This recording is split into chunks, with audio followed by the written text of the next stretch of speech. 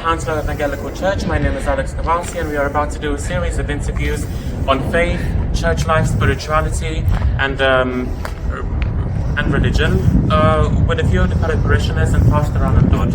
Join me as we interview them today.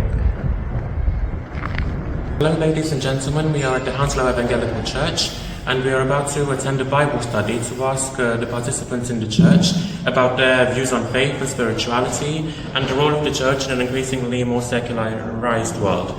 My name is Alex and we are due to take a few interviews this afternoon. Do you think older generations are more religious, or is it the other way around?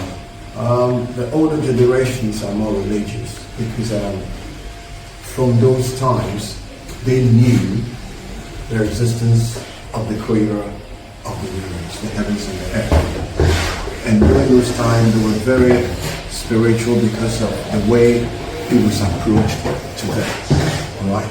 So they believe that God does exist. And they believe that there is a spirit that created all the universe.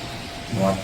So, but with those now, they believe in physical, in existence to our world, and they want to see God before they believe that He does. Pastor Dodd, how do you think the church can adapt its mission and values in a world that is increasingly more secular?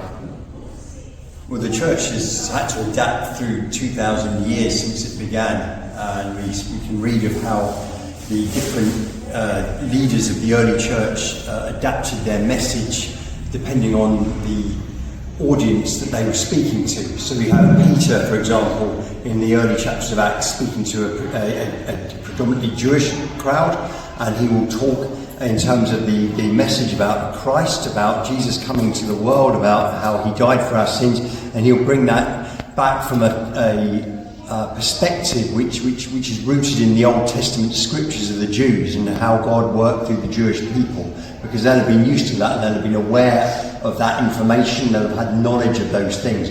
But then when the Apostle Paul got converted and became a follower of Christ, he started to preach to all sorts of different people. And when he preached to the Jews, he preached similarly to how Peter did, with an emphasis on God's work through the people of the Jews. But then when Paul preached to what we might call pagans, the people in the wider Roman world who had very little understanding of the Jewish faith, then he spoke in a very different